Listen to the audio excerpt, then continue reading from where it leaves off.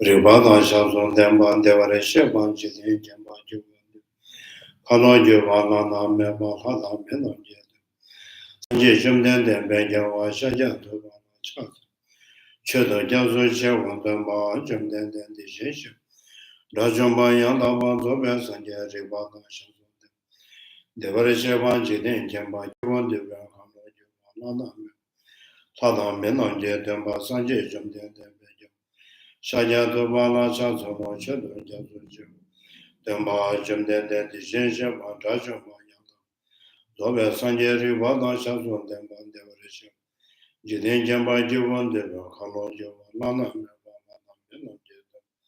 Sanje Jumden Beja Shajato Shaz Cheda Jazo Sheo Kanze Ganya Zo Sajente no Combat Demper London Jidin no Tezekaba Jana Chaz Namda Guna Jazo Seja Romboda Taban Jidin Omochoni Jana Chaz Senjo Demba Chimenda Sendon da Wachana Chaz Duration Seba Sumaj Yamen Kenjin Jana Chaz Obotuji Chetan Batam Jemba Solomon Jazo Jendi Jana Chaz Taben de Church Giving as on the Jeju Tanamacho, Shigur Jana Chaz Tene Treva Lonya de Lava Tamara, the Shingia Tamba Maya Chaz Divaji Amisha Gava Tazo Rangi Seme Karmara Rima Meda Jumasa Chubra Melon the Jejan de Rada Sonam Dia Jessica Yuba Galana Chiva Ladu Siva Son to the teacher, the blessed one, God beyond, the full destroyer, the completely perfected, fully awakened being, perfect in knowledge and good conduct, Sugata, know of the word, supreme guide of beings to be tamed, teacher of gods and humans, to you the completely and fully awakened one, the blessed one, the glorious conqueror, the subduer from the shattered land, I prostrate, make offerings and call for refuge. To the teacher, the blessed one, the one gone beyond, the full destroyer, the completely perfected, fully awakened being, perfect in knowledge and good conduct, Sugata, know of the word, supreme guide of beings to be tamed, teacher of gods and humans, to you the completely and fully awakened one, the blessed one, the glorious conqueror, the subduer from the shattered land, I prostrate, make offerings and call for refuge. To the teacher, the blessed one, the one gone beyond, the full destroyer, the completely perfected, fully awakened being, perfect in knowledge and good conduct, Sugata, know of the word, supreme guide of beings to be tamed, teacher of gods and humans, to you the completely and fully awakened one, the blessed one, the glorious conqueror, the subduer from the shattered land, I prostrate, make offerings and call for refuge. When a supreme among humans you are born on this earth, you placed our seven strides and said, I am supreme in this world. To you who are wise then I prostrate. With the pure body's form, supremely pure, wisdom motion like golden mountain, flame that blazes in the three worlds, we know the tasks, to you I prostrate. With the spring signs, face like spotless moon, color like gold, to you I prostrate. You are immaculate, the three words are not. Incomparably wise one, to you I prostrate. The Savior having great compassion, the teacher having all understanding, the field of merit with qualities like a vast ocean, to you the one gone to thusness I prostrate. The purity which makes one free from attachment, the virtue which frees one from the lower realms, the one path, so sublime pure reality, to the Dharma which pacifies I prostrate. Those who are liberated and also show the path to liberation, the holy field qualified with realizations, who are devoted to the moral precepts, to you the sublime community attending virtue I prostrate. Do not commit any non-virtuous actions, perform only perfect virtuous actions. Subdue your mind thoroughly. This is the teaching of the Buddha. The star and mirage, a flame of a lamp, an illusion, a drop of dew or bubble, a dream, a flash of lightning, a cloud, see conditioned things as such. Through these merits may sentient beings attain rank of all seeing, subdued of all thoughts, and be delivered from motion of suffering, of aging, sickness, and death.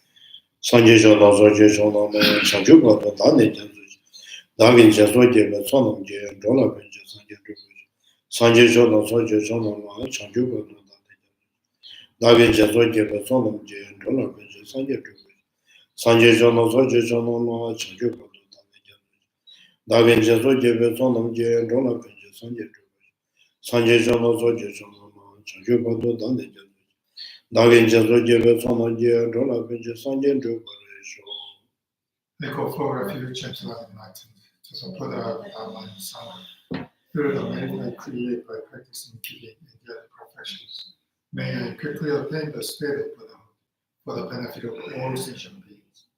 I go for refuge and to love enlightened, to the Buddha, the Dharma, and Sangha. Through the merit I create by practicing giving and the other perfections, may I quickly attain the state of Buddhahood for the benefit of all sentient beings. I go for refuge and to love enlightened, to the Buddha, the Dharma, and Sangha. Through the merit I create by practicing giving and the other perfections, may I quickly attain the state of Buddhahood for the benefit of all sentient beings.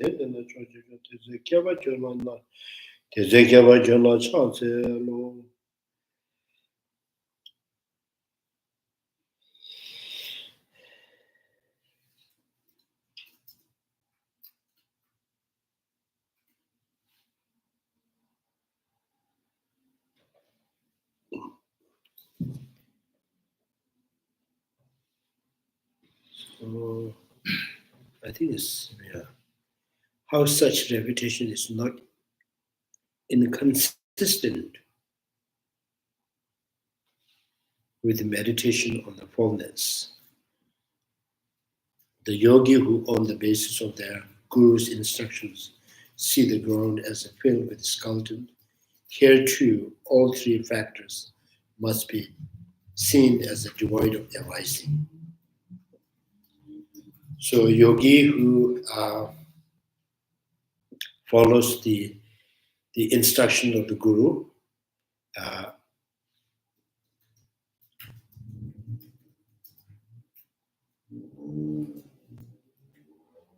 so the guru has instructed to see, the ground is filled with skeletons. So kind of, Here too, all three factors must not be seen as a devoid of arising. Must be seen as a devoid of arising. So skeleton meditations, through the skeleton meditations, yogi began to see the ground is filled with the skeleton. In that meditation, in that vision, there is no, physical skeleton. There is no eye sense powers that yogi can see the skeleton through the sense power. There is no eye consciousness. So three factors must be seen devoid of arising. So there is no arising of eye consciousness, no eye sense power, no physical form. So this is thus described as the meditations attending to the fictitious object, because deliberately the yogi practiced this kind of meditations. So this meditation was fictitious object. Fictitious object. If these object of formless meditations are for you, just like your object of sense perceptions,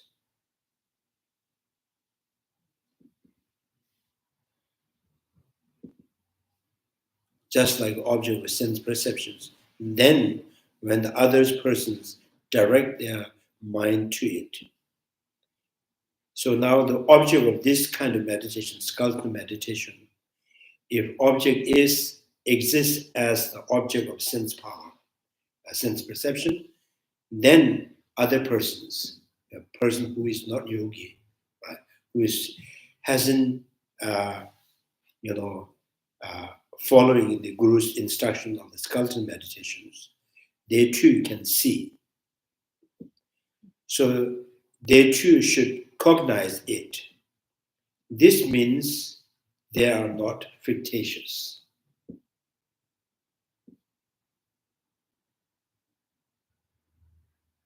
So previously it says is fictitious object. And if the object exists like an object with sense power, then other person who is not following these instructions, who hasn't been doing the meditation, skeleton meditation, they too can have the cognize this object, skeleton, ground filled with skeletons, which means the yogis at this particular meditation is not a fictitious. You understand that? Is this Chittamatra's point of view? No, this is kind of Buddha and in the sutra mentioned this particular meditations, the skeleton meditations. So in the Vasubandhu text, it also mentioned about when he talked about the meditations, and he says there's two kind of the persons who need for the meditations. One is distracted, one is disturbed by attachment. So distracted person who is distracted, they should do the breathing meditations. The breathings, there's no object, so it can help you to keep you from the distractions. And one who is mind is disturbed by the attachment, they should do the skeleton meditations. So they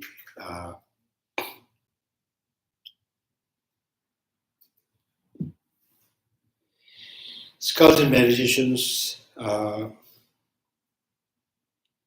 think there's three kind of stages, three maybe. One focusing on the forehead, the pinch of the flesh, take a pinch.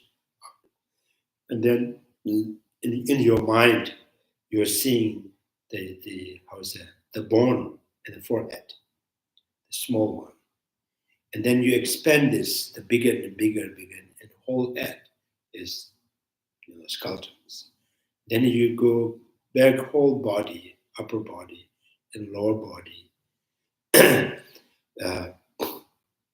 then you go, expand it again, skeleton to your whole city and whole until it reaches the oceans. Again, come back and your body, half body is skeleton. Then only the head is skeleton, and then finally the forehead. Again, you go back and again to the oceans, and then come back, the forehead. The first is the upper part of the body, and the second is the forehead. Only the head, and then last you come back, and then for the small, tiny, and then tiny bone, white and very bright, and you just single pointed to meditate on that. So this is kind of this particularly instructed to the people who are disturbed by the attachment.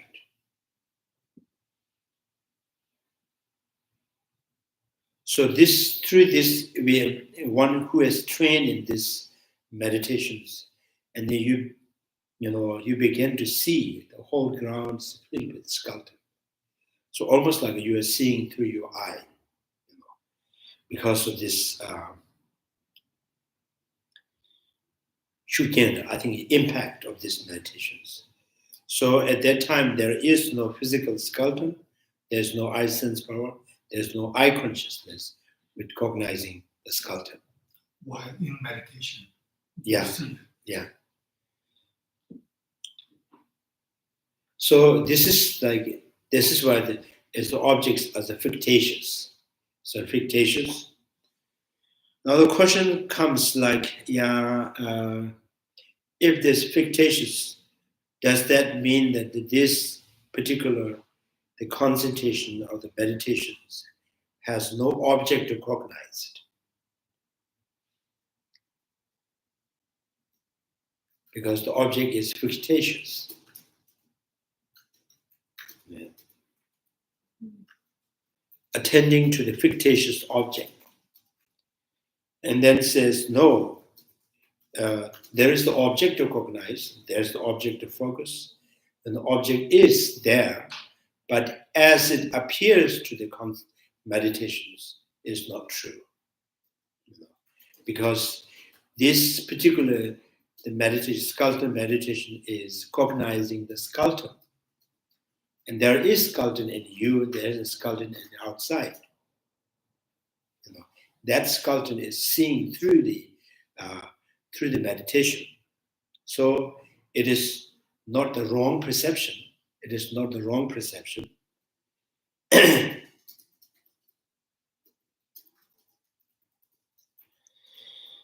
So it's not the wrong. And then what is, if there is the skeleton and that object is real, object, there is a real skeleton, but you are not seeing through your eye consciousness.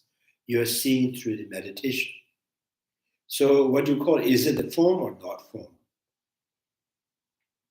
And then Chandrakirti is saying, if the deductive form, the particles, the atoms are form, yes, this too, the skeleton that is seen through the meditation is also form. Because the particles, the atoms are not seen, through the eye consciousness. The minute particles, they don't really see through the eye consciousness, but still understood by the mind, therefore is cognizable. So, this is, and Tibetan we call it Chöji Geshe. Chöji Geshe is the, as you said, is a mental form. It's called mental form. And there's a 5 mental form. Deductive form as a mentally deducting the form into making it smaller and smaller particles and minute particles. So deductive form. And the So, and this skeleton is called, spatial form. Spatial form is space. So within the spatial form, it comes the like image that you see through the mirror. Mirror image and the skeleton, and then the white space that when you faint or you kind of, when you pass out, you see some things, these are called spatial form. So these are object of the mind, mental consciousness. And then the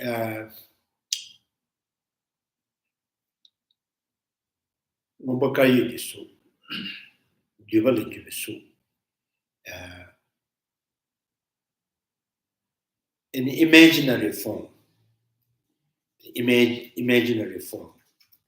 So the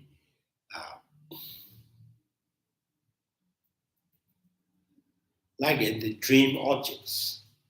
So dream objects. Dream objects is imaginary form. So dream objects are imaginary form.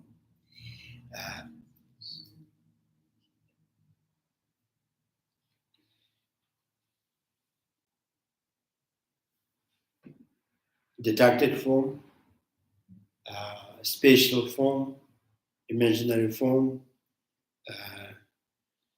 and the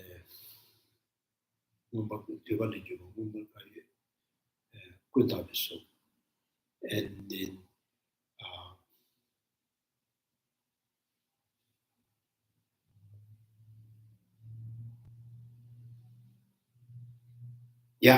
you're resulted from form, which is resulted from taking promise from the vow. So like mentally taking pledge that from now on, I'm going to kill or I'm not going to kill. Right? So these two kind of vows, and that also there's a form. So these are resulted from taking promise, the form, and then the mastered form. The mastered form is, I think it's kind of skill in the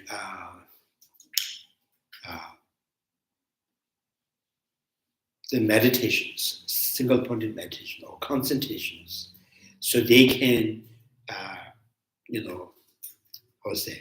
change things, physical, small as a big, big as a small, through the concentration, right? So these are called mastered form. So only the person who has this, inner quality of the meditations, they can change things. So there's a sumet suratasu.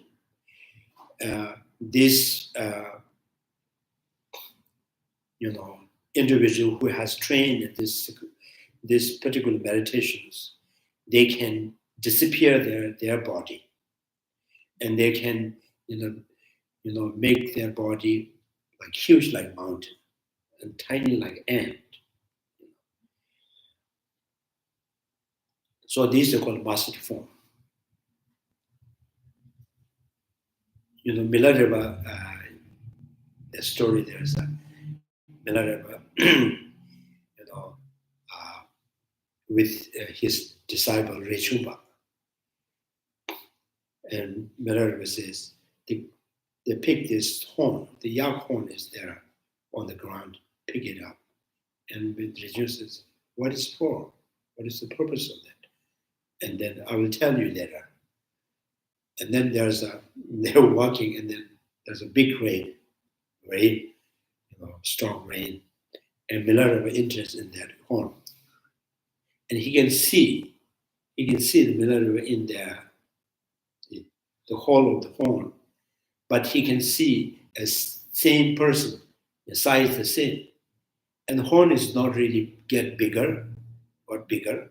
Milarepa is not smaller, but still you can see Milarepa can fit in that horn. So these are called the mastered form. Yeah.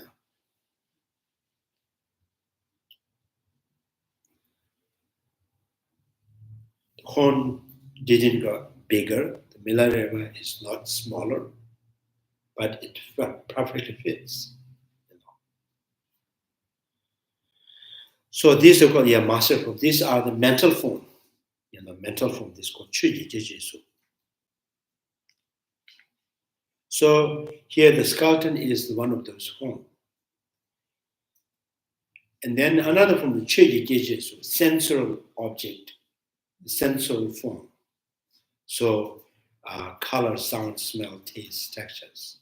These are the sensual form.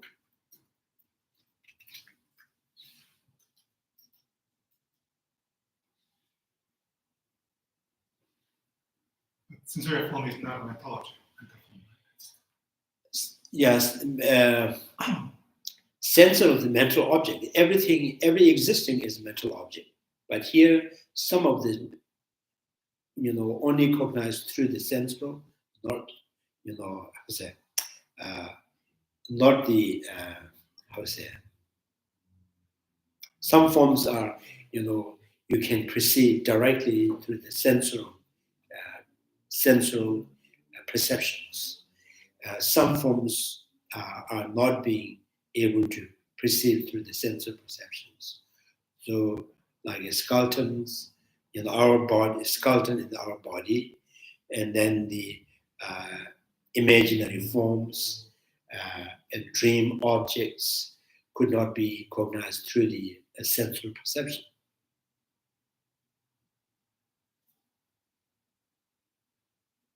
But mentally cognized, but is not sensorily not cognizable. Anything sensorily cognizable and has to be mentally cognizable.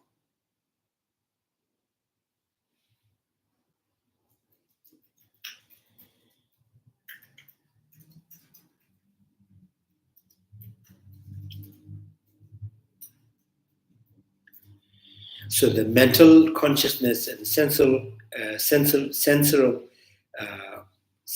consciousness, right? So,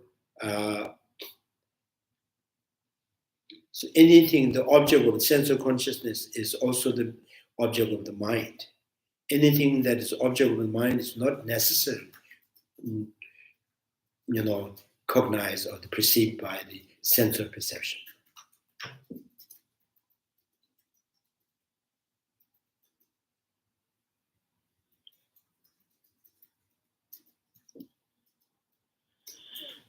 So so the yogi who on the basis of the Guru's instructions see the ground as filled with skeletons. Here too, all three factors must not be seen as a divide of arising. Must be seen as a divide of arising. This is thus described as the meditations attending to the fictitious object. This is why it's a fictitious object.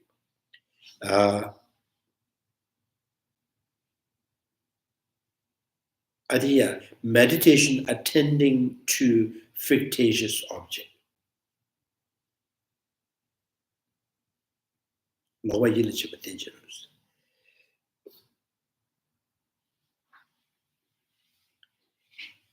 If these object of fallenness meditations are for you, just like your object of sense of perception, then when other person direct their mind to it, so they too should cognize it. So other person who are not yogi. Thus, this means they are not fictitious. So the object of the direct perceptions are not the fictitious.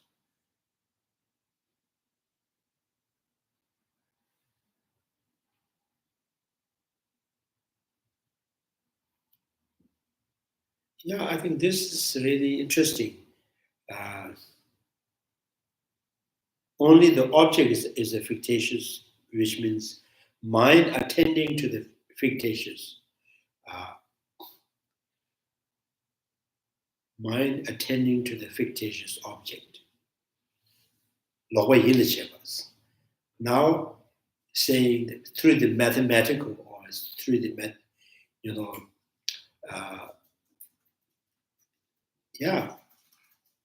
if someone who perceived through the mind the size of the particles and activities of the particles and the minute particles, is this mind is attending to the fictitious object?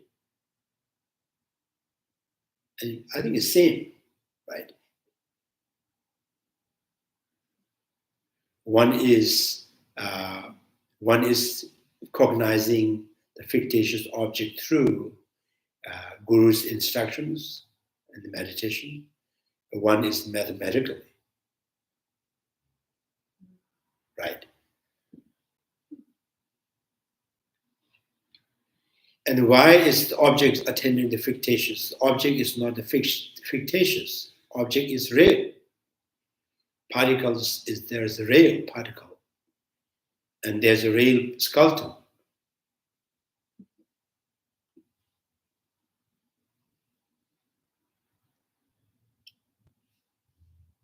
I think there's a lot. Is that this? I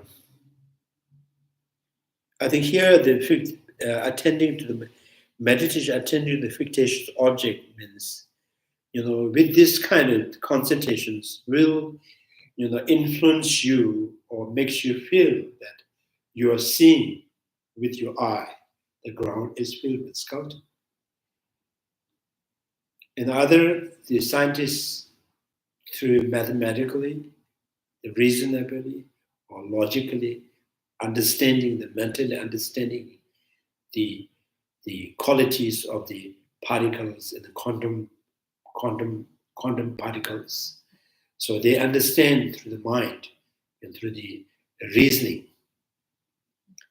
So that I don't think they can, in the impact on the person that sees everywhere is filled with quantum form.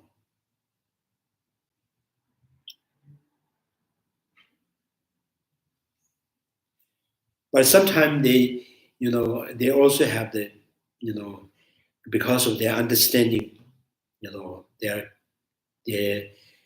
kind of deep understanding of the particles and the quantum forms, the wave, and maybe when they look into the computer, they thought they see the, quantum form, quantum particles. Actually, it's just, the one that you see in the computer is not a quantum form, quantum particles.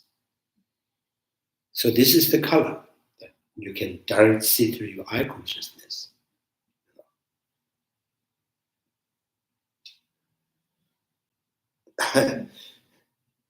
Yeah. So like, it's the shape of the earth, it looks like they makes it beautiful. Their shapes is totally, smooth and round.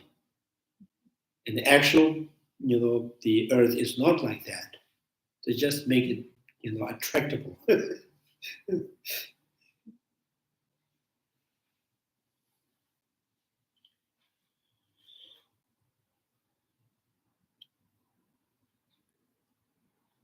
And then the lights, the stars, and then the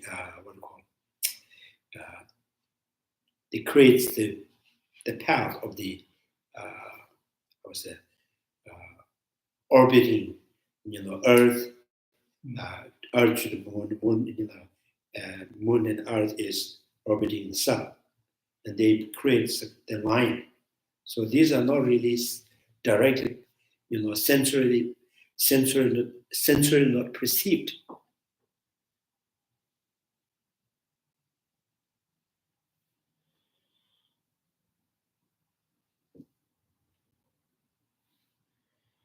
So this still, there's a little bit kind of, not clear.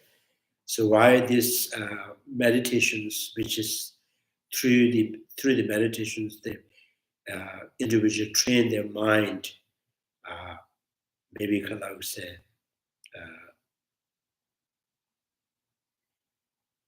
seeing the ground is filled with skeleton meditations, and why this person may feel that I'm seeing it. So the opponents might entertain the following thought. If no intrinsically real cognitions perceiving a form, if no intrinsically real cognitions perceiving form, so if this meditation is not intrinsically real cognition that perceiving form, and so forth, exists in the absence of external reality. So their objects are absence of, external reality. They are not external reality, but it's outside of the sense faculty. These objects are not,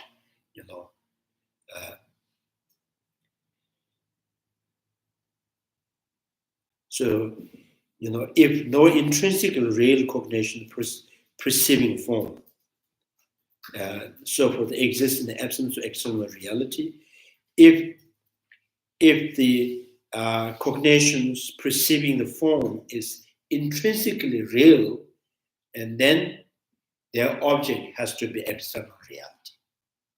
Right? So which means in that meditation, there must be the I consciousness.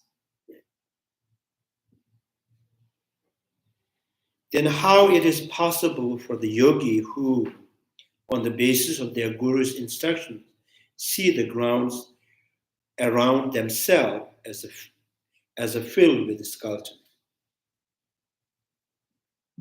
So that means there is nothing in externally to see the ground is filled with skeleton meditations, but these individuals are, through the guru's instructions, they see themselves as a field with skeleton, the ground around themselves as a field with skeletons. Therefore, although such skeletons do not exist, such skeletons on the ground, right? There's nothing to see directly with your eye consciousness, ground, filled with the skeleton. Intrinsically real cognition perceiving them must have existence.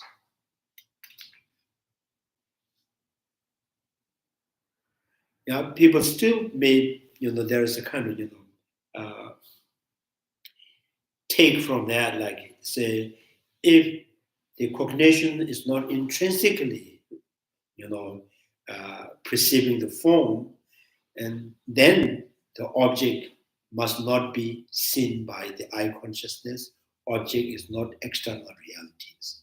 Now, if you go back, does that mean anything that you see with your eye consciousness, see the external realities, eye consciousness intrinsically exists or not? So there, in the Prasangika school, in the consequentialist, we just throw the consequences. So whatever the consequences throw to the opponent, it is not really taken, accepted, agreed by the Prasangika school. Prasangika school says, you agree the eye consciousness is, and intrinsically exists. So this is why it truly exists, truly perceiving the form. This is what you think, if the yogi, the meditating on the skeleton meditation, through that way, when the yogis start seeing the ground is filled with skeleton meditations, that meditation is not intrinsically, right? If that is intrinsically, then it has equal eye consciousness seeing the form. In that case, and when the yogi sees the ground filled with skeleton, and other persons too have seen the ground is filled with skeleton. So the consequence, this is very important because in Buddha Palita, there's a lot of throwing the consequences. And the Baba Vivek says, so when you say that implying you accept, and it says, if things do exist by themselves, then their arising will be pointless and arising with endless. So the Baba Vivek says, oh, when you throw this kind of consequences, you are accepting the opposite one. You accept there is things re-arising is not the pointless, it is real. The things arises not the endless. So that you will also accept re-arising, you know. So the Prasangika school says, whatever we throw, because we trash it, you know, we don't pick, you know. What we throw out, we don't pick it.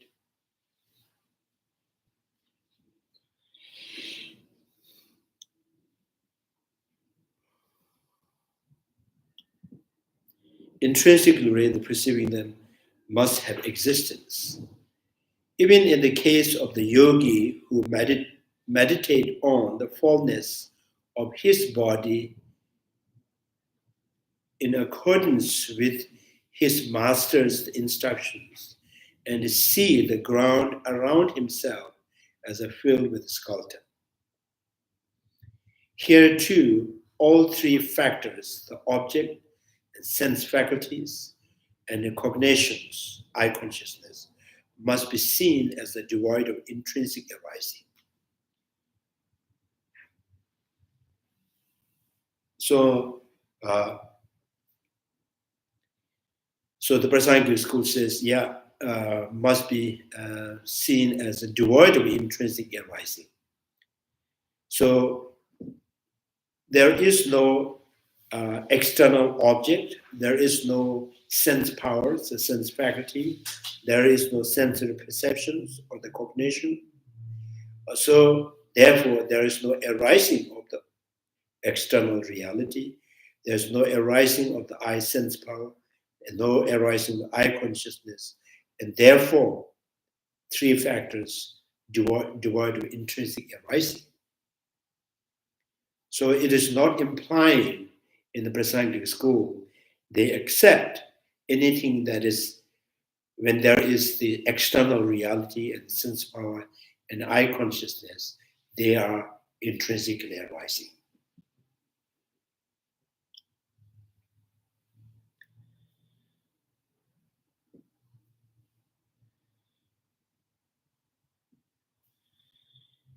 So this meditative concentration is thus described in the sutra as attending to the fictitious object, something that is unreal.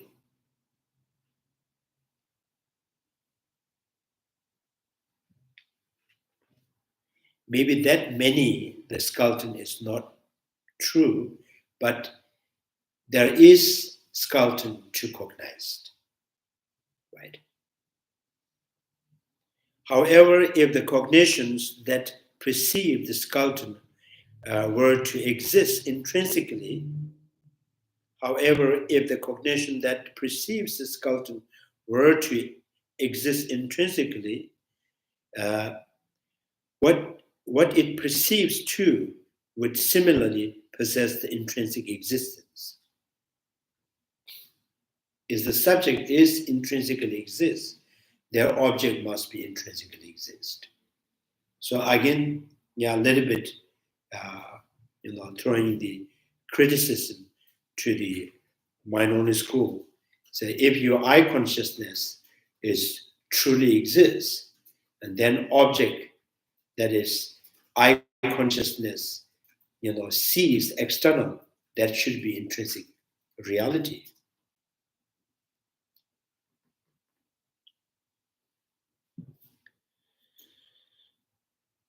In that case, the such cognition would be engaging with what is actually true in realities. If the eye consciousness truly exists, the object that eye consciousness sees as external, that too is reality. So this is something you, the opponent, would be compelled to admit.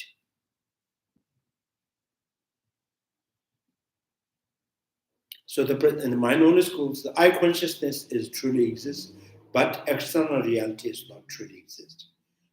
And at the same time, the eye consciousness sees the object as external reality. Eye consciousness sees object as external reality, but only the eye consciousness truly exists, intrinsic exists. External reality does not truly exist. So the Prasangika school, if the eye consciousness is intrinsically true, and whatever the object that's seized by eye consciousness, that too must be intrinsically real.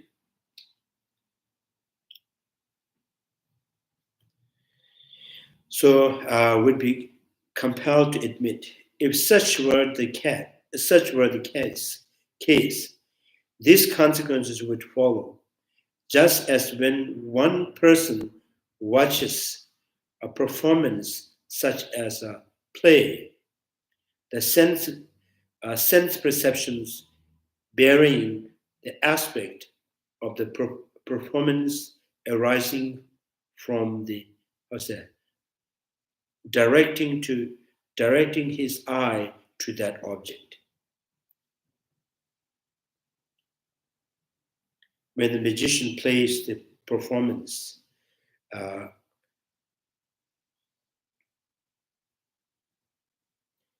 spectator, right? When bearing the aspect of the performance, the same object of sense perceptions would be perceived by other spectator as well.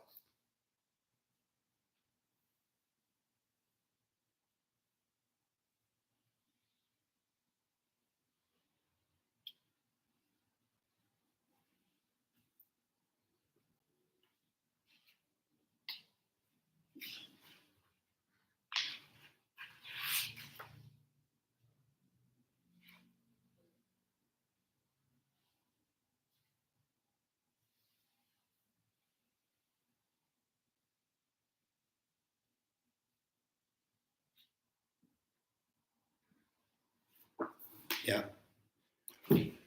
So the magicians performing the trick,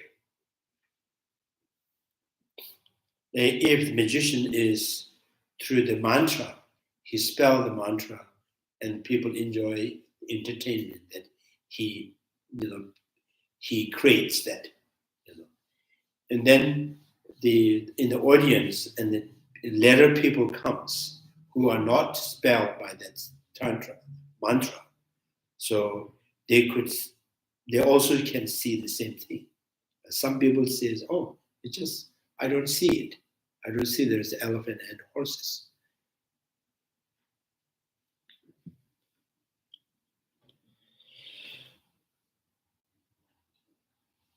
Same object sense perception would be perceived by other spectators as well. In the same manners, for you, just as the yogi sees object of formless meditations, when other persons who are not yogi direct their mind to the object, the perceived skeleton with wish to see such object.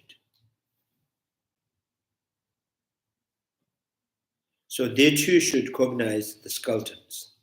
This would be just like perceptions of the blue and so on they experience. So which means this particular object that is, perceived and cognized through this, specific meditations, the object only appears to the meditator, or object only appears in that meditations. It's not perceived as someone who is not following this kind of instruction of the meditations. So this is why a meditation called, attending to the fictitious object.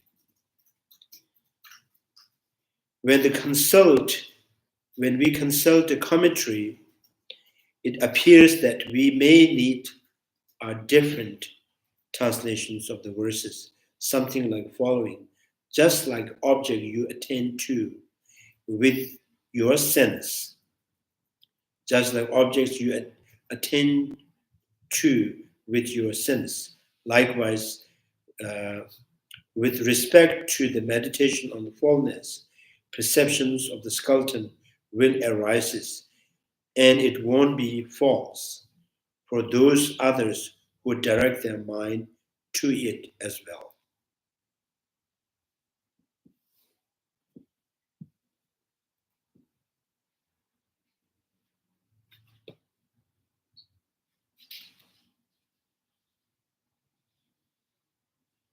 So yeah, in this comment, according to this commentary, Lama Tsongkapha says you can also read in this way, thus the object attend to with your sense. Likewise, with respect to the meditation formless, perceive the skeleton will arises, and it won't be false. The furthermore, this means this formless meditation is not attending to the fictitious object. The point of the drawing equivalence between yogi and non-yogi is this: if cognitions exist intrinsically, one could then negate its dependent on the meditations that accords with the instructions on the cultivating the perception of the skeleton.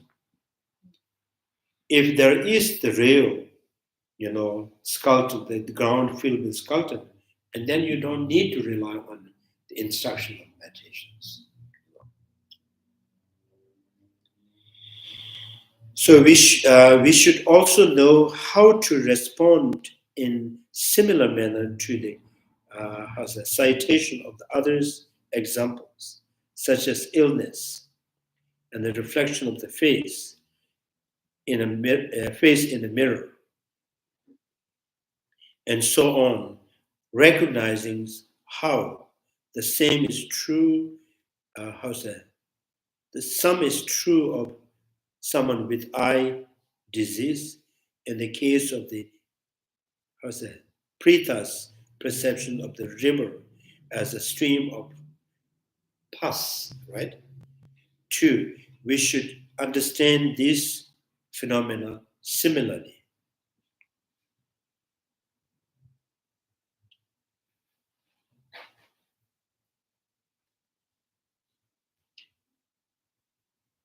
So now it's saying that, similar manner of the citation of the other example, illness, such as illness, reflection of the face in the mirror. Illusion.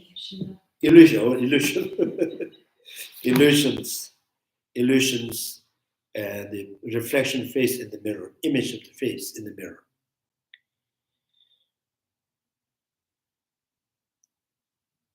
So the illusion exists, right? Illusion is real as the reflection of the face in the mirror. So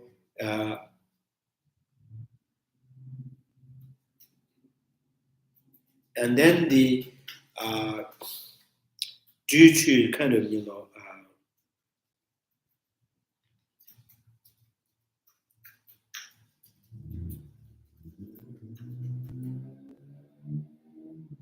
so due to the eye disease, and there's something that you see with eye, like hair following.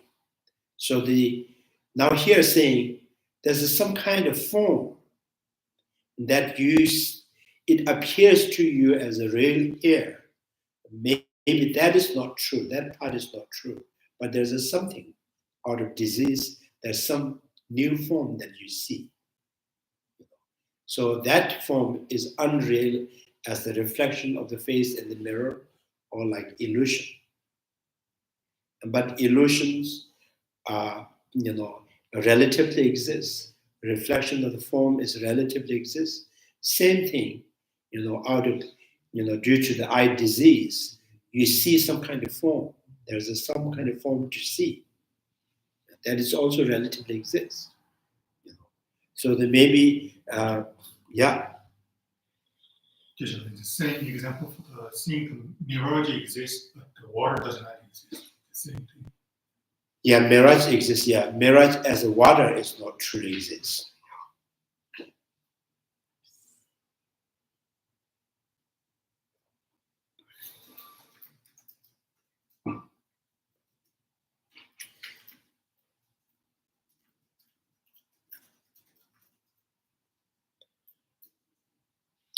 So now this, using those as example,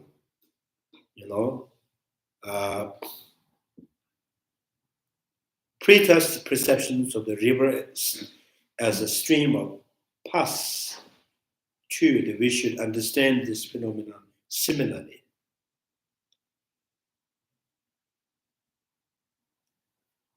The hungry ghosts, when they, hungry ghosts often, they suffer,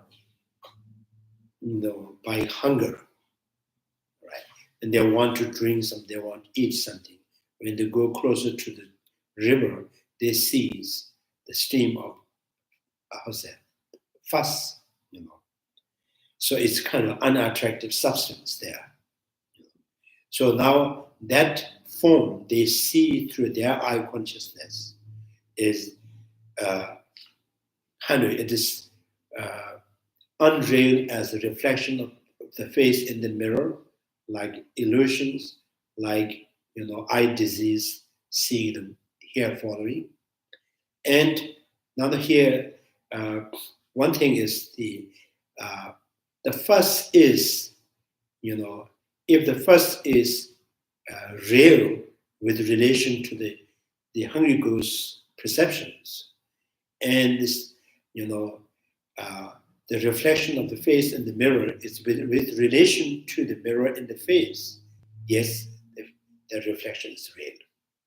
So relatively real. So in that case, now he is saying this hungry ghost, the object of the hungry ghost river as a fuss, is something it being produced. It's become actual, with relation to their karmic force, as a karmic resulted in them as a fuss. So then when the God sees that water, or God drinks that water, and they experience the taste like nectar, and that is true, real as with relation to their God perceptions, God karmic force. And a human being is natural, normal water, is also a kind of real to the, with relation to the humans' karma and humans' perceptions.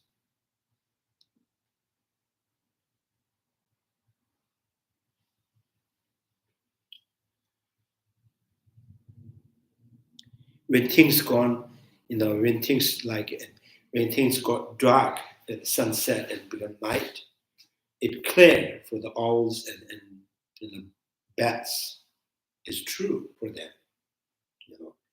When the sun rises and everything's brightened and they got dark. So with their relation, it is dark. It is not, there is no clarity there. There's no brightness there. So now, this you can apply, like even the eye consciousness awakening, awoke state, eye consciousness seeing the color, ear consciousness, hearing the sound. So that sound and the color is also real with relation to that particular subject, particular perceptions. So beyond that, if there's a color that exists, without depending on eye consciousness, and then eye consciousness sees the color as a solid, concrete, independent. So they should exist independent as a color, independent from the smell, independent from the textures.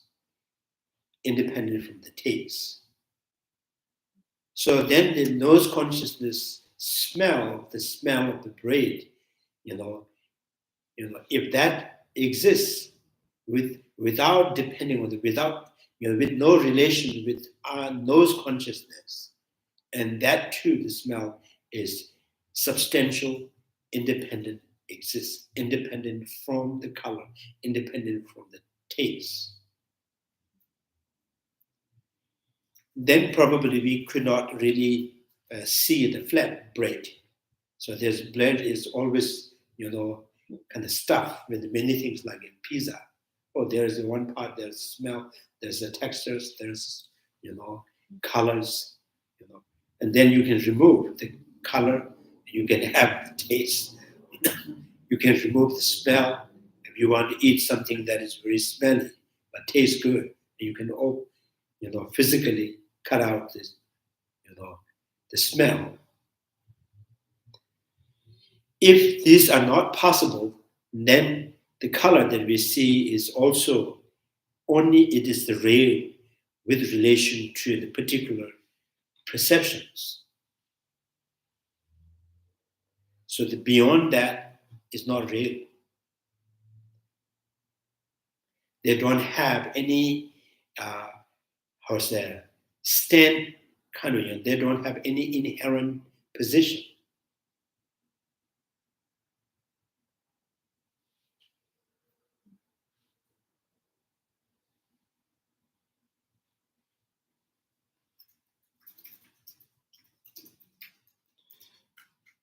Sometimes in the Dharma term in Tibetan, we go duluk, niluk.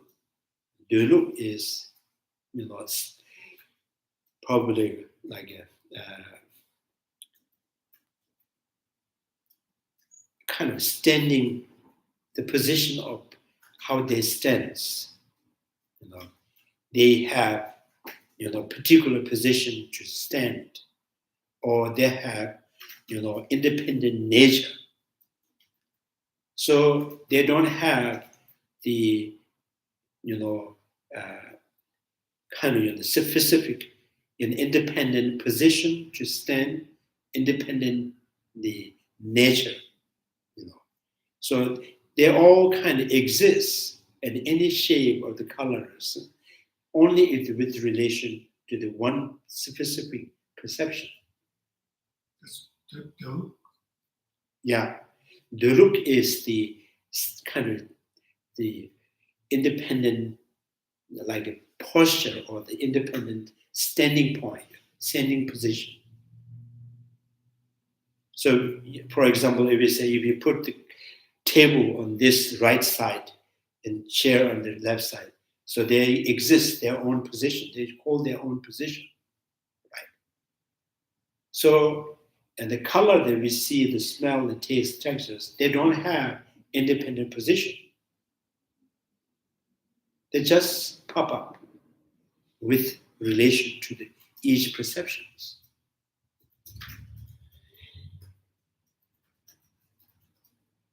Like the ordinary water, become or it exists with relation to the hungry ghost perceptions is fuss. And just ordinary water is normal water with relation to the human consciousness and become nectar, being born as a nectar with relation to the God's consciousness.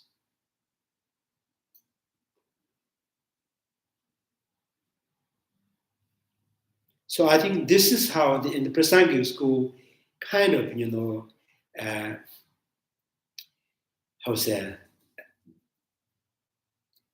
from there, is from the point of view, from the kind of their understanding of the dependent rising, in the dependent rising. So when Prasangika school, they says, and the many misunderstood, the reflection of the face in the mirror is not true. Not true. Not true means they only understand the word they use, not true. And they don't really see the difference, how to say, seeing the rabbit ear as a horn. So it's not true like a rabbit horn.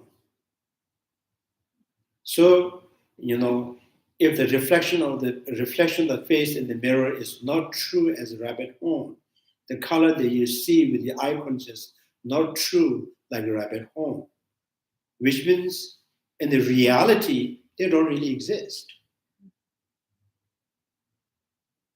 So that is the kind of what you call side effect or downfall kind of so it kind of this leading towards the annihilation. So this is why it's important to understand the mirror face in the mirror, the reflection of the face in the mirror is real with relation, with relation with the mirror and the face, is a condition by the mirror in the face. The reflection of the face in the mirror is conditioned. It has cause and condition. It is being produced. It is a functional thing. It is a functional thing. It is produced, but it has no independent position to stand. So the Prasangika schools in this only negating that the independent intrinsic quality. They are not saying they are not produced, they are not real, there's no reality. Simply negating independent position, it has no substantial quality to stand by itself. Like reflections of the face in the mirror has no basis to stand, right? It is not attached to the mirror. It is not touched to the mirror. It is not there in the face. It's not there between hanging, right? Like a prayer flags, it's not there. It's just, not true as a substantial, but it is the real, it being produced from the contact of the face in the mirror. So the Lama Tsongkapha, particularly when Lama Tsongkapha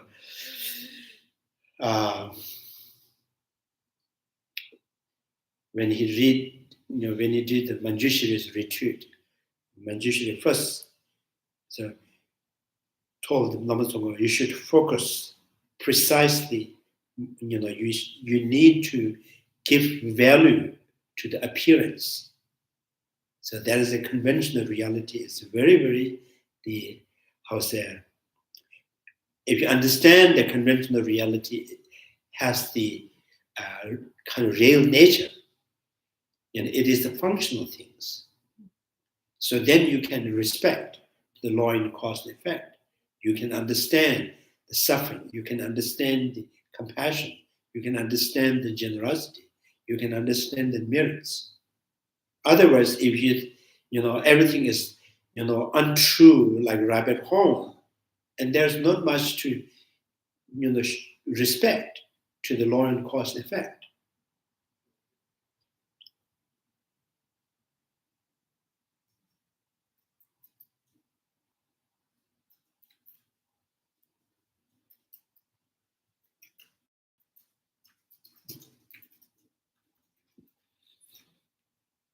So the reflection of the face in the mirror is untrue as a rabbit horn, and it is functioning. It is a functioning, and it has the cause and condition. It's a product. So it's not true as a real face, but and it has no independent position, or it has no independent basis, but it is being produced. It has function.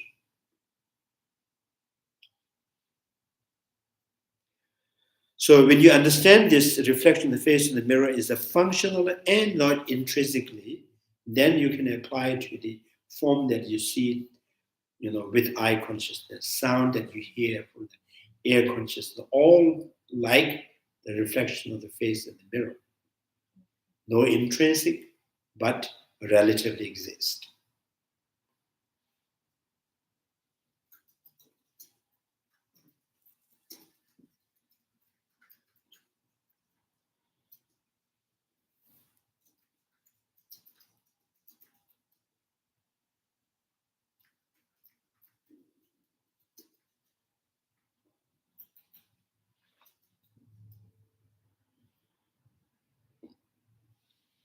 So now, with respect to the 5 mental object forms, they are not, metaphysical construction of the Buddhist essentialists. What is metaphysical?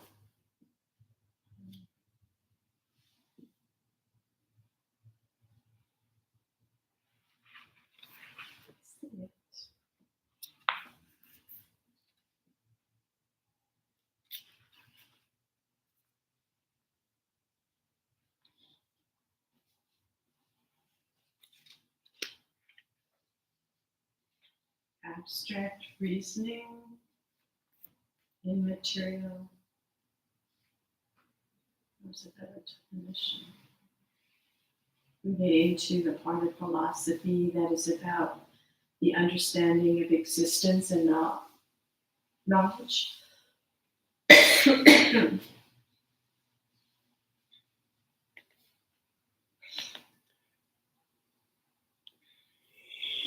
Te Michel ne suji jeje de shango so sa.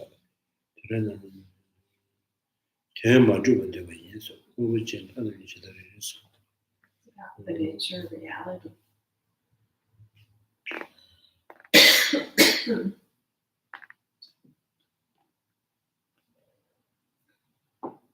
Te du le yi da tu.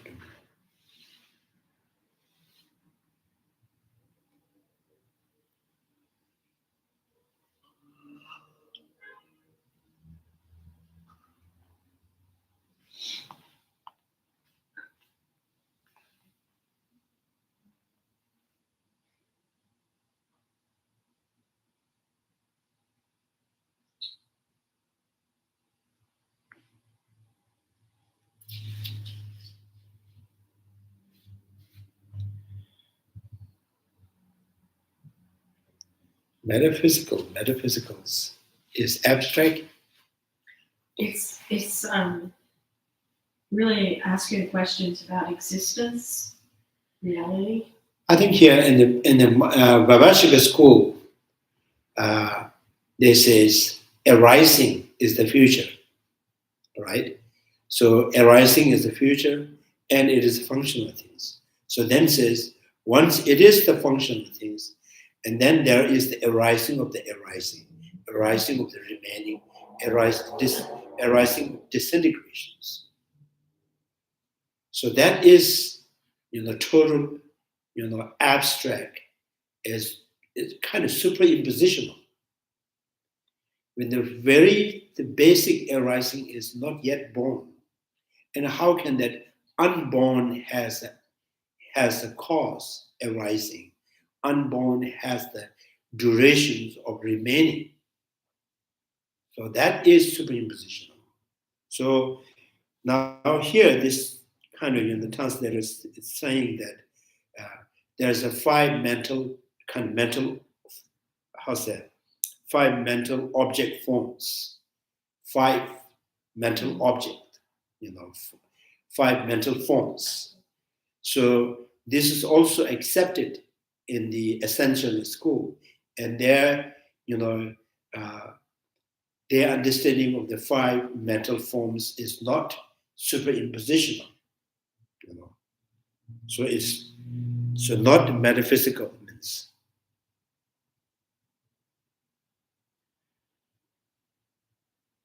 Metaphysical, abstract. Meta is the kind of opposite of physical, right? Opposite of physical. Yeah, and the mind is the opposite of physical, yes. The 5 forms of the mind is not physical. If not physical, it's metaphysical. It's kind of abstract, right?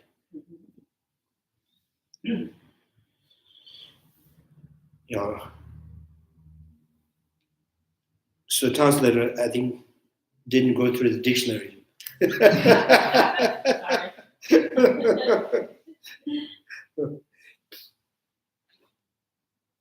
The time is metaphysical. Time is metaphysical, right?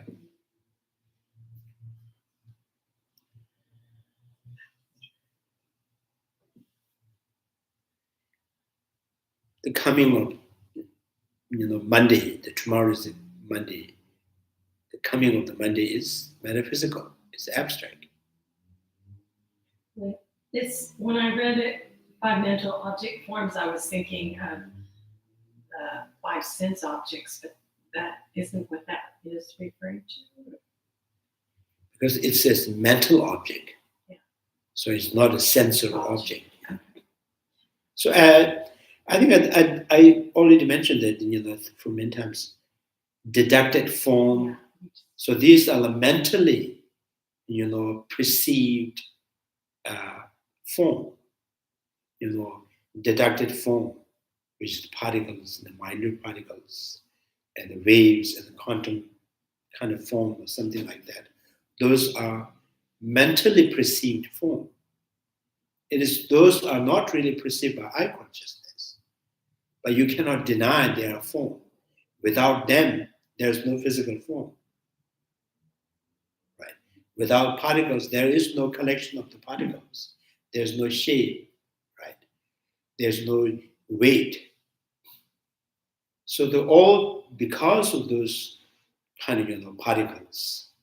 So the particle has to exist, but particle cannot be seen with your sensory perception.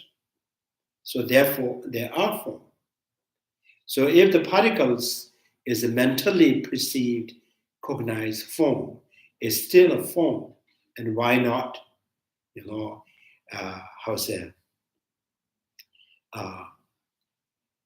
spatial form, and then the form resulted from by taking the promise or the pledge and the taking vows.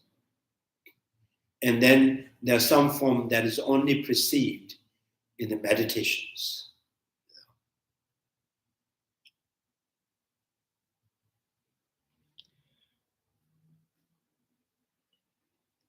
So this is what I'm saying in living. There are not metaphysical construction of the Buddhist essentialists. It's a metaphysical, metaphysical form. There's not physical form.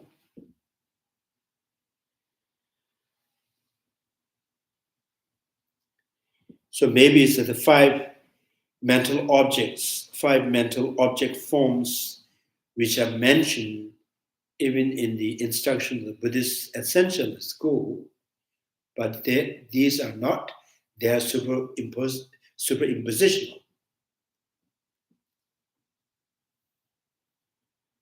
So they are mentioned in the sutra, and the Chandrakirti accept them within his own system as well.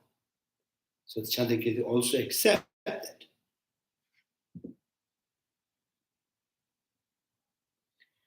So this vivid appearance of the skeletons being perceived, even though none exist, must be considered kind of form like mirror image. So that's what I'm saying is a spatial form. The spatial form that you see the whiteness when you faint or pass out, or just before you fall asleep. And then this spatial form is also known the reflection of the face in the mirror. These are called ngomba kayujis. Yeah, ngomba kayujis. Yeah, sometimes when you think how those in the old time the translators they create these terms, ngomba kayujis. Ngomba means it's something that appears to you, it very vividly appears, and then ngomba kayujis, and then it very vividly appears to the sense of perception, but it has no specific color and specific form. Karya is something it's clear, a vivid and clear form.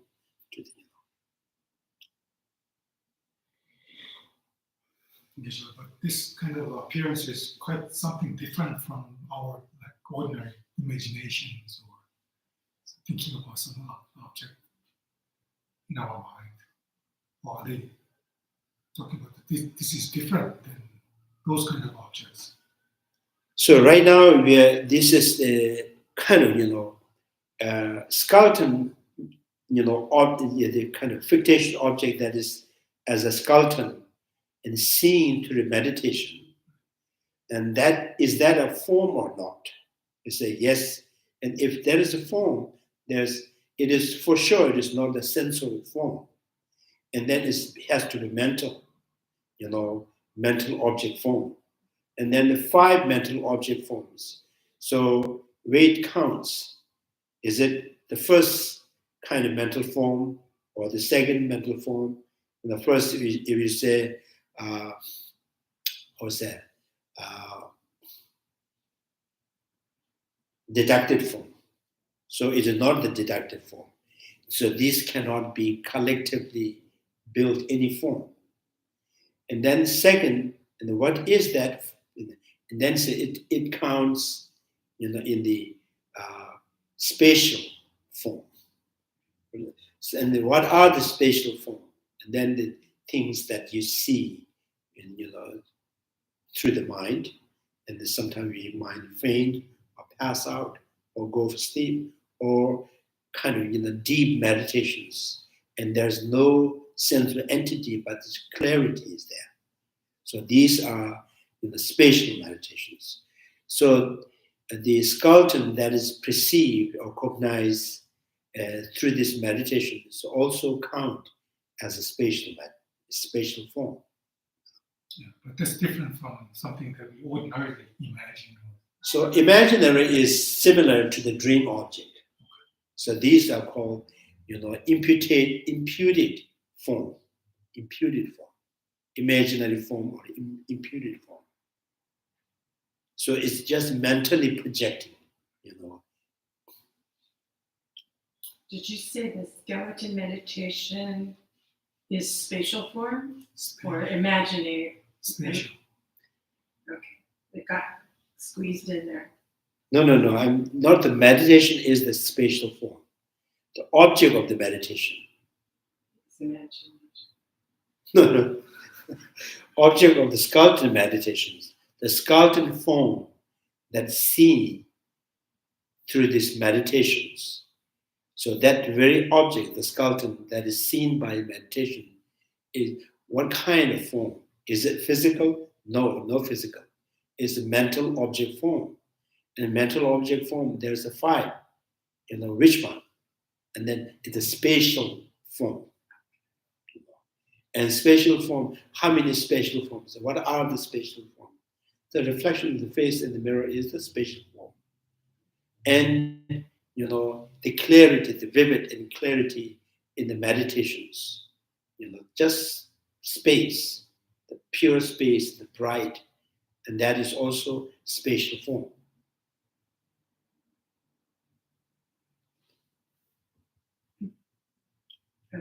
The 5th one was imagination, or you used another word? The 5th one, I don't know. I don't give the numbers there. There's the imaginary form, like dream objects. So these are imaginary form. I think this has to be something vividly appears to the mind. And not just when you're sitting and you imagine something those imagination is just imagination of thought.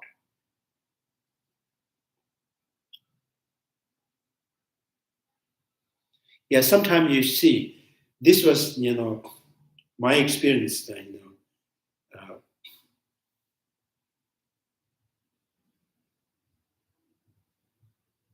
one time in the monastery, I think 1985 or 83, 4 or something, when, when I was very little, maybe 6 or 5, 6, around that, 6, 7 maybe, in Manali, in the northern India.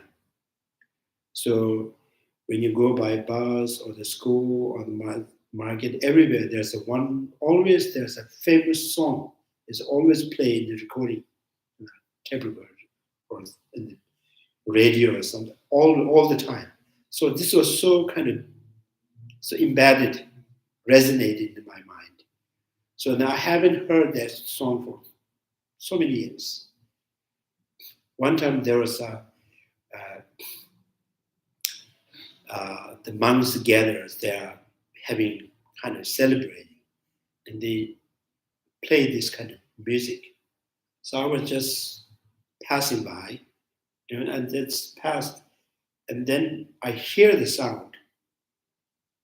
In my mind, I can almost like see with whole this northern place, my school, and everything that very vivid appears to me, because that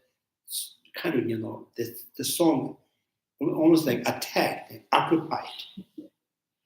It really I have seen this with my eye. So this was spatial form, some condition that makes you see. So at that time, you don't know I'm seeing with eye of the mind. It's almost like your eye seeing it.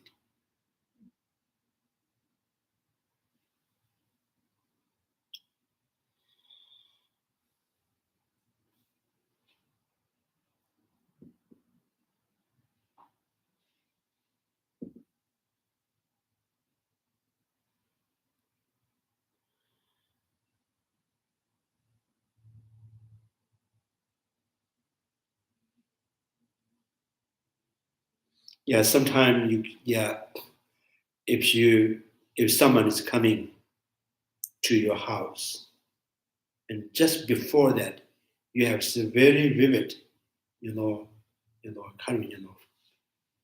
object that is very vivid, and then while you're appearing it, someone knocked the door.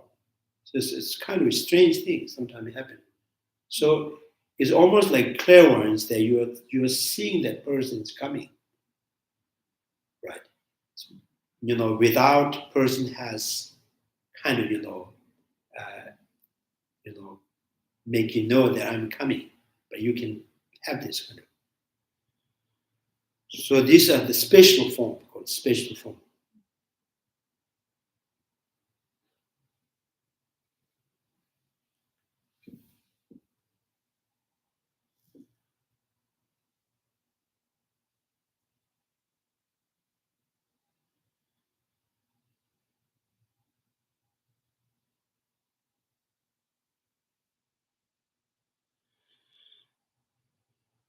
So the vivid appearance of the skeleton being perceived, even though none exist,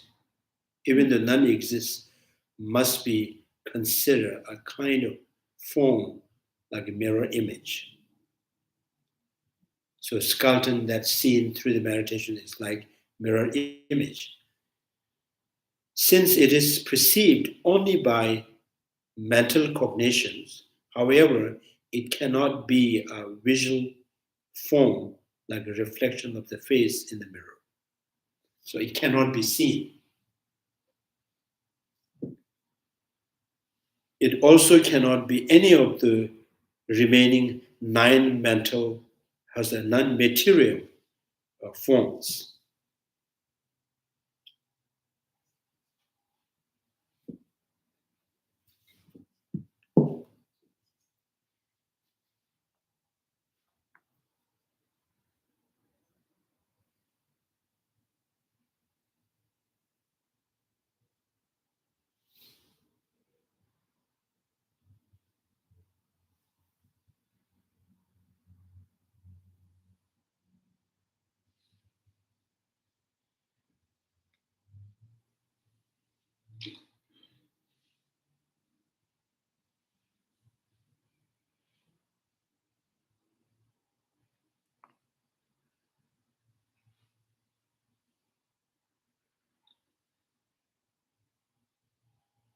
수년신 수지 계제 면나서 계제 수진 한번 고연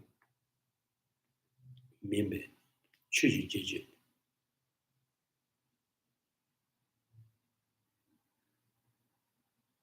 So what is the 9 material form? The color, sound, smell, taste, textures. Color, shape.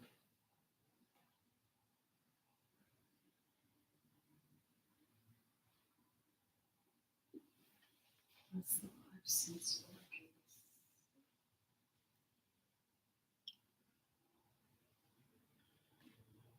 계제 수진 한번 고연 민배 추지 계제 수지 계제 면나 계제 한번 한번 고 큰 옹부추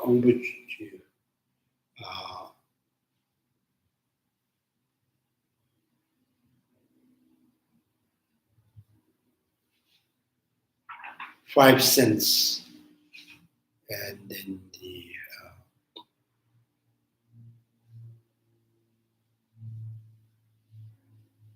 sometimes it feels like non-Buddhists, they call the 11 sense, sense faculty. 5, eye, ear, nose, tongue, body, and ma, speech, sense faculties. Lakpa, hand, gangba, leg, and then butt, and then this secret, faculties. So,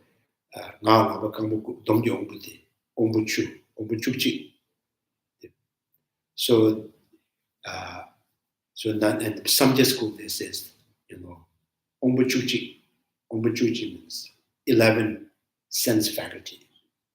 And Buddhists most of the time always say 5 sense object, 5 sense faculties.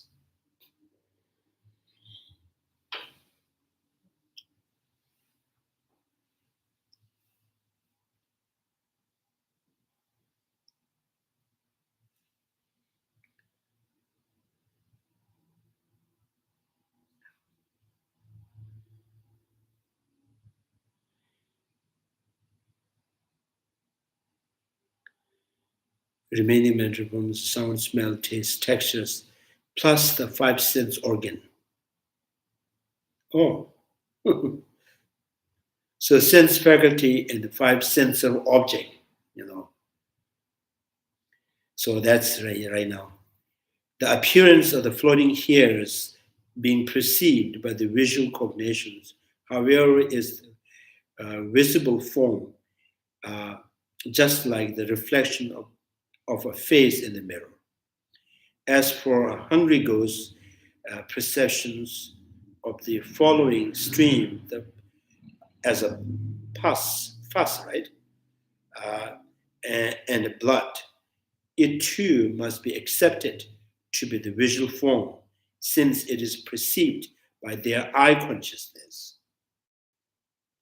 So the hungry ghost, water as a unattractive substance, it is visual form, and the God as the nectar is, and considered is the sensual object. A human being is ordinary water, normal water is the visual form. So the reflection of the face in the mirror is also in the visual form.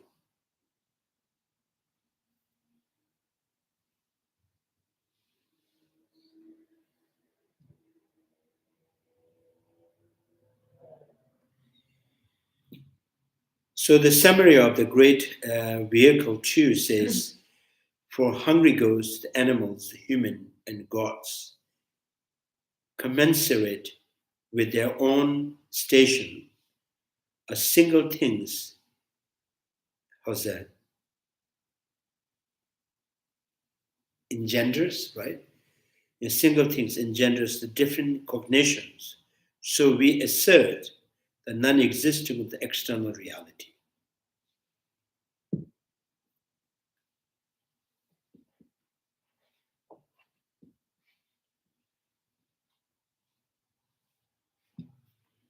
Yeah, that too is the he translate is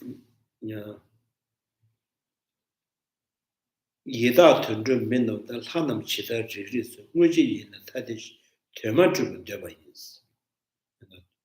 So if something is not truly exists by their own essence, and now this translator says, perceives the consciousness non-existing with the external reality.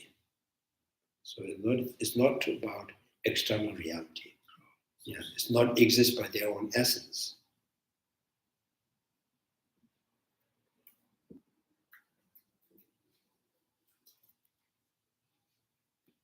Sometimes translator got tired.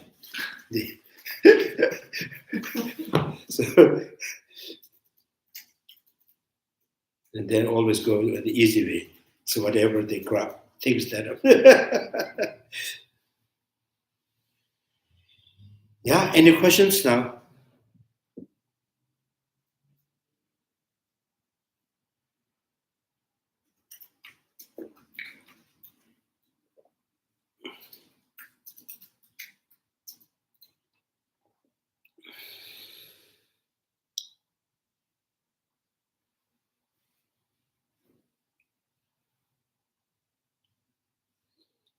It seems only when you read this whole book, it is not really, it doesn't feel like it. The whole book is translated by one person. It's a teamwork.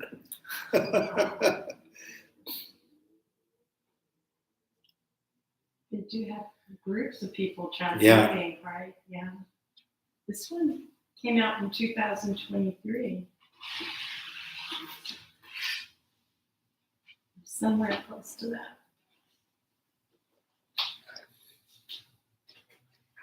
Any questions?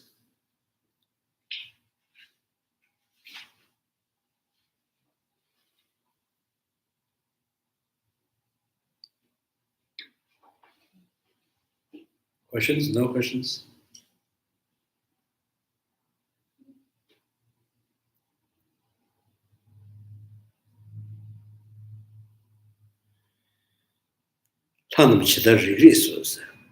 Commensurate with their own station. So what is your understanding in this English? Commensurate with their own station. Their own karma, or their own ability to perceive. Yeah. They see from their own, karma, right? So that regressives. What round they're in. Yeah. Single things can be engendered the different combinations. Like a parrot, chili. chili to the parrot. So it sounds like they enjoy like candy.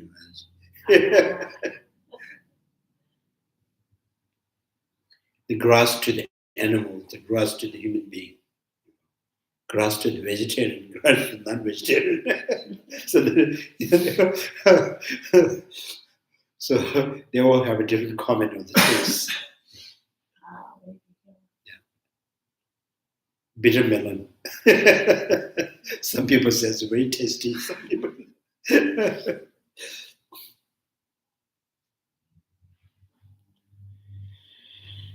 Yeah, okay, then. No questions. Chanju simjo rinpoche, maje banda jeju, kevanya ba mebanya, konde pewa. Tonye tawa rinpoche, maje banda jeju, kevanya ba mebanya, konde pewa. Pama simjan tamje, dedan tenju, ngendo tamje tato tonga. Chanju simbo kanda suyu, teta kunje molom jubju reji, kare rabe kurbe shima, penda dewa mamne jub. Jere simbo tenzin jazi, shabe sute badu tenju reji. May the precious body mind not yet born arise and grow. May the bone have no decline but increase forevermore. May the precious mind realizing emptiness not yet born arise and grow. May the bone have no decline but increase forevermore. Due to all these merits, may all Father and Mother sentient beings have all the happiness may all the worlds be empty forever. Wherever there are bodhisattvas, may all their prayers be accomplished immediately. In the sacred land surrounded by snow mountains, you are the source of all benefit and happiness, more powerful intrinsic God. Remain in this world until samsara ends. Thank you, Master.